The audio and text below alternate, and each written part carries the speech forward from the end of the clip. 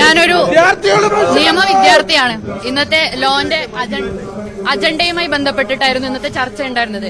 അജണ്ടയില് ഈ നിയമ പഠനവുമായി ബന്ധപ്പെട്ട റെഗുലേഷൻ ആണ്. അപ്പൊ നമ്മൾ അവിടെ അവതരിപ്പിച്ചത്, നമ്മൾക്ക് മുകളിൽ ഒരു ബോഡിയുണ്ട്, ബാർ കൌൺസിൽ പറയുന്നത്. ബാർ കൌൺസിൽ പറയുന്ന നിയമവുമായി ബൈൻഡ് ചെയ്തിട്ട് മാത്രമേ കാലിക്കറ്റ് യൂണിവേഴ്സിറ്റിയിലുള്ള റെഗുലേഷൻ നടത്താൻ പാടില്ലൂ എന്നാണ് ഞങ്ങൾ അവിടെ ആവശ്യപ്പെട്ടത്. ബാർ കൌൺസിൽ കേവലം 70% അറ്റൻഡൻസ് പറയുകയും മാക്സിമം ഏജ് 21 പറയുകയും യൂണിവേഴ്സിറ്റി റെഗുലേഷൻ എന്ന് പറയുന്നത് 20 ഏജ് പൂർത്തിയവർക്ക് LLB പഠിക്കാൻ പാടില്ല. അങ്ങനെ ബാർ കൌൺസിൽ വേറെ, യൂണിവേഴ്സിറ്റിന്റെ നിയമങ്ങൾ വേറെ വേറെ പോകുമ്പോൾ അത് ബാധിക്കുന്ന സ്റ്റുഡൻസിനെയാണ്. അതുകൊണ്ട് അത് പാസ്സാക്കരുത്, അത് ചർച്ചയ്ക്ക് വിധേയമാക്കണം എന്ന് പറഞ്ഞപ്പോൾ അത് അംഗീകരിക്കാതെ എല്ലാവരും കൂടി കൈയടിച്ചത് പാസ്സാക്കാണെന്ന് പറയാണ്. നമ്മളിവിടെ എന്തിനാ ഇരിക്കുന്നത്? നമ്മൾ സ്റ്റുഡൻസ് എന്തിനാണ് 10 സ്റ്റുഡൻസ് മെമ്പേഴ്സ്? സ്റ്റുഡൻസിന്റെ പ്രശ്നങ്ങൾ ഇവിടെ അഡ്രസ് ചെയ്യാൻ വേണ്ടിയിട്ടാണ്. പക്ഷെ സ്റ്റുഡൻസിന്റെ വിഷയങ്ങൾ പറയുമ്പോൾ പെട്ടെന്ന് കൈയടിച്ച് പാസ്സാക്കി പോവുക. മുമ്പ് LLM 1 ഇയർ ആക്കിയതിന്റെ പേരിൽ ബാർ കൌൺസിൽ ഇന്നും അംഗീകാരം കിട്ടാത്തതുകൊണ്ട് അങ്ങോട്ടും ഇങ്ങോട്ടും നടക്കുന്ന LLM കഴിഞ്ഞ ഒരുപാട് വിദ്യാർത്ഥികളുണ്ട്. അങ്ങനെ ഒരുപാട് പ്രശ്നങ്ങൾ നമ്മൾ പറയുമ്പോൾ പെട്ടെന്ന് കൈയടിച്ച് പാസ്സാക്കി അവർ വിടാന്നുള്ളതാണ്. നിങ്ങൾ ഇവിടെ കയറി വരുമ്പോൾ കണ്ടതാണ്. ഇതൊരു യൂണിവേഴ്സിറ്റി ആണോ പാർട്ടി ഓഫീസാണോ നമുക്ക് സംശയം ഉണ്ടായിട്ടുണ്ട്. നമ്മളൊരു സെനറ്റ് മെമ്പർ ആയിരിക്കും ഇങ്ങോട്ട് വരുമ്പോൾ SFIയുടെ ഔദാര്യത്തിൽ നിങ്ങൾ കയറിക്കോന്നിട്ട് നമ്മളെ കയറ്റാണ്. അങ്ങനെ പല വിധങ്ങളായ വിഷയങ്ങളാണ് യൂണിവേഴ്സിറ്റിയിൽ നടന്നുകൊണ്ടിരിക്കുന്നത്. അത് നമ്മള്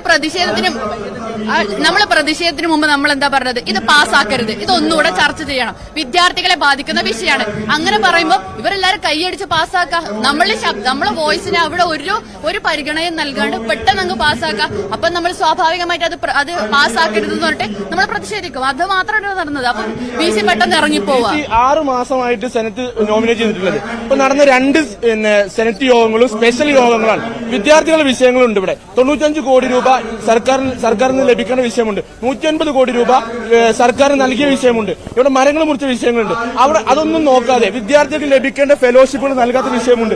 വിദ്യാർത്ഥികൾക്ക് ഫെലോഷിപ്പുകൾ നൽകാൻ പണമില്ല എന്നാണ് ഞങ്ങൾക്ക് രേഖാമൂലം നൽകിയ പരാതി. ഈ വിഷയം ചർച്ച ചെയ്യണമെന്ന് ഞങ്ങൾ ആവശ്യപ്പെട്ടിട്ടുണ്ടായിരുന്നു. സ്പെഷ്യൽ മീറ്റിംഗിന്റെ സാങ്കേതികത പറഞ്ഞുകൊണ്ട് ആ വിഷയം ചർച്ച ചെയ്യാൻ പാടില്ല എന്ന് പറഞ്ഞ് VC ഇറങ്ങി പോവുകയാണ്. VC ഇറങ്ങി പോകാൻ പാടില്ലെന്നും ഞങ്ങൾ വിഷയങ്ങൾ കേൾക്കണമെന്ന് MSFന്റെ സെനറ്റ് മെമ്പർമാർ പറയുകയും ഞങ്ങളെ ഇവിടുത്തെ സിൻഡിക്കേറ്റ് മെമ്പർമാർ അടക്കമുള്ള ആളുകൾ കൈയേറ്റം ചെയ്യാൻ ശ്രമിക്കുകയും ചെയ്തു.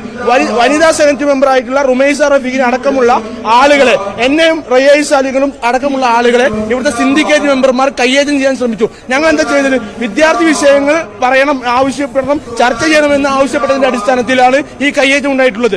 6 മാസക്കാലമായിട്ട് ഒരു ഓർഡിനറി മീറ്റിംഗും നടന്നിട്ടില്ല. സ്പെഷ്യൽ മീറ്റിംഗിന് സാങ്കേതിക വരികയും ഇവർക്ക് വേണ്ട താല്പര്യപ്പെടുന്ന അജണ്ടകൾ കൊണ്ടുവരും. അത് ഭൂരിപക്ഷത്തിന്റെ അടിസ്ഥാനത്തിൽ കൈയടിച്ച് പാസ്സാക്കുന്ന രീതിയാണ് കാലിക്കറ്റ് സർവകലാശാലയിൽ 6 മാസമായി നടന്നുകൊണ്ടിരിക്കുന്നത്. ഇതിനെതിരെയാണ് ഞങ്ങൾ പ്രതിഷേധം നടക്കുന്നത്.